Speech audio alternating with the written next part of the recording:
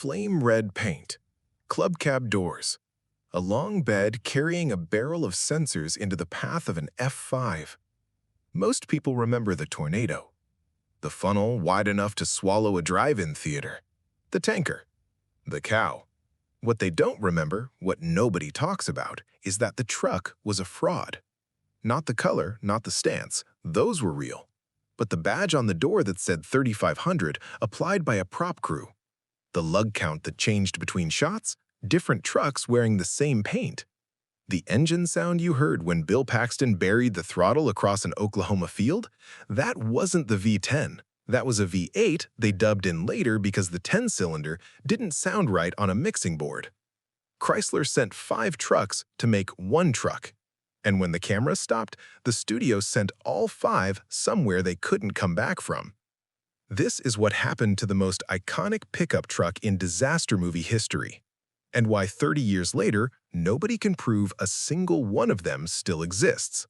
To understand what the Ram meant in 1996, you have to remember what it looked like 2 years before that. In 1993, Dodge held roughly 6% of the full-size truck market. Third place, not close. The truck they were selling was boxy, anonymous, and completely invisible next to the F-150 and the GMT400 Chevy.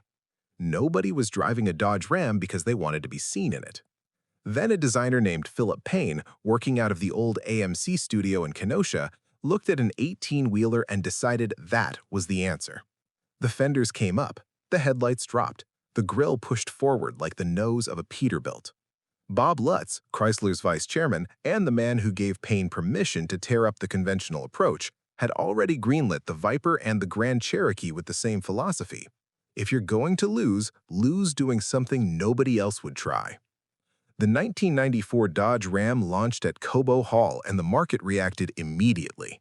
Sales went from 88,000 units in 1993 to 232,000 in 1994, then 410,000 in 1995. Ford eventually followed with big rig styling of their own, then GM, then Toyota. The arms race that produced every massive chest-forward pickup truck on the road today started with Payne's sketch and Lutz's gamble. By 1996, the Ram was 2 years old and already reshaping an industry. It was the most visually aggressive production truck in any showroom in America. When a disaster movie needed something that could go wheel to wheel with a tornado and look like it belonged there, there was only one honest answer. Ford called first. Their Hollywood placement agency, Showcase Placements, a subsidiary of Hill & Knowlton, read the Twister script at the same time Chrysler's people did, and they wanted the F-150 in the hero role. The 1997 model was coming, the timing was right, the script was, as one industry observer put it, perfect for a truck. Punishment, toughness, mud, and speed across open country. But Bob Hadler had friends. Hadler ran Hadler Public Relations out of Los Angeles, the firm that handled Chrysler's Hollywood vehicle placements. He read the script and called producers he knew personally. The relationship was already there. When director Jan de Bont saw the Ram, the stance, the fenders, the grille pushed out like it was already moving, he didn't need a longer conversation. The truck was in. Chrysler supplied 5, all flame red, all club cab, all wearing the SLT Laramie trim. One of the 5 was a not-for-sale prototype, held back specifically for the sequences where the truck would take real damage. The production didn't want to absorb the cost of destroying 5 trucks at roughly $25,000 each. The prototype took the worst of it. The other 4 handled the less punishing work. Across the entire shoot, the Ram fleet went through 20 windshields, rocks thrown by the effects department, debris rigs, practical hail machines. 20 replacements on one make of truck. 8 Dodge Caravans in supporting roles went through comparable punishment. The entire Chrysler lineup moved across Oklahoma like a catalog brought to life. Chrysler's director of corporate merchandising said afterward they had no quantitative measure of the sales impact. It was exposure, the kind of exposure you can't buy on a media schedule. A brand new truck, driven hard by people the audience was rooting for, through conditions that should have destroyed it. The F-150 never appeared in the film. What you see on screen is one truck. What was actually on set was considerably more complicated. The hero configuration, the truck Bill Paxton drives for most of the film, presents as a Ram 2500 Club Cab 4x4 with the long bed and the 8.0-liter V10 badge on the door. In some scenes, that badge clearly reads 3500 V10. There are no single rear-wheel 3500s from this generation. The 3500 only came as a dually. What you're looking at in those shots is a rebadged 1500 or 2500 dressed for the role.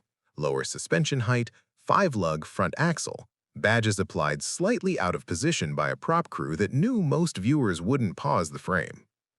The lug count changes between scenes, 5 lugs in some shots, 8 in others. The tailgate gets dented in one sequence and reappears undamaged in the next. The engine sound, that low, muscular growl under throttle, was dubbed from a 5.9-liter V8. The V10 didn't record the way the sound department needed it to. None of this was unusual. Film fleets have always worked this way. Multiple chassis, shared identity, the illusion of continuity assembled in the edit. What made the Ram different was that the illusion was so complete and the truck so visually specific that audiences didn't look for the seams. The truck drives through a house turned on its side. It takes a telephone pole across the bed. It loses a windshield to an airborne bicycle. It carries Dorothy, the sensor array, the barrel, the thing the whole film is building toward, into the path of the F5 in the final sequence. Then it goes up. The actual tornado sequence is CGI. The physical truck stopped before the funnel, but on screen it disappears into the storm. And for the audience that watched it in 1996, it felt like a real thing being consumed by a real force. That feeling didn't go away. When production wrapped, the trucks went back to Chrysler's control. A collector contacted Hadler Relations in 2010 looking for answers about what happened to the fleet. The response he received and posted to an enthusiast forum was straightforward. All of the Ram 1500s and 2500s used in Twister were crushed after filming. No documentation has surfaced to confirm this. No documentation has surfaced to contradict it. In 2011, a forum user named Zach145 posted a different account. He claimed to own the Ram 1500 used in the opening scenes of the film, purchased at a California prop auction in 1997, V8, automatic, no damage. His uncle, he wrote, owns the 2500 from the tree scene. 3 more trucks allegedly in the hands of a single owner in Maine. All of them taken to Twister events. This account produced no photographs, no auction records, no follow-up documentation of any kind. The thread moved on. The claim sits there, unverified, 23 years later. Here is what the evidence actually supports. Chrysler sent 5 trucks they could not legally resell to the public once they'd been through what a film crew put them through. The prototype absorbed the worst damage by design. The liability calculus for returning used, abused, safety-compromised vehicles to the consumer market didn't work. Crushing was standard practice. It was almost certainly what happened. But nobody has proven it, and nobody has proven the alternative. The most famous pickup truck in disaster movie history is either gone or in someone's garage in Maine. And 30 years on, the trail is exactly as cold as it was when the last camera rolled. What did make it out, what nobody could crush, was what the truck did to the people who watched it. Forum threads about this specific vehicle have run continuously since 2005. A buyer in 2014 drove 556 miles from Nashville to Kansas City to bring home a match, a civilian 1996 Ram 2500 SLT, long bed, club cab, red. He posted about it like he'd recovered something. A woman who commented wrote that her uncle went to a dealership the week after the film released and bought a red Ram because of what he'd seen on screen. A man who was 9 years old in 1996 wrote that the truck filled a void left by the Jeep that went into the first tornado and that he still preferred the second-gen Ram to anything built after it. Nobody required any of them to do any of that. The truck just did it. If you want one, they exist, but find one before the rust does. The spec to chase is the one the film used, Club Cab 2500 4x4 long bed. The V10, the 8.0-liter Magnum, is the correct engine for the Hero configuration, and it's a strong unit when maintained. Cooling system components and intake manifold gaskets are the primary watch points on high-mileage examples. The V10 runs warm and deferred cooling maintenance compounds quickly. Frame rust and cab corners are the first things to check on any second-gen Ram. These trucks were built and sold as working vehicles, and most of them worked. Inner frame rails and the area behind the rear wheels are where honest examples show their age first. Walk away from surface-pretty trucks with soft floors. Find the ugly truck with solid bones. Driver quality examples, running, presentable, mechanically honest, are currently selling in the $8,000 to $15,000 range depending on region and spec. Clean, low-mileage Club Cab V10 4x4 trucks with documented history are pushing into the $18,000 to $25,000 range and climbing. The window for finding a legitimate example at a working truck price is narrowing. These are not getting cheaper. The 1994 to 1996 model years are the ones to prioritize for the closest match to the film truck.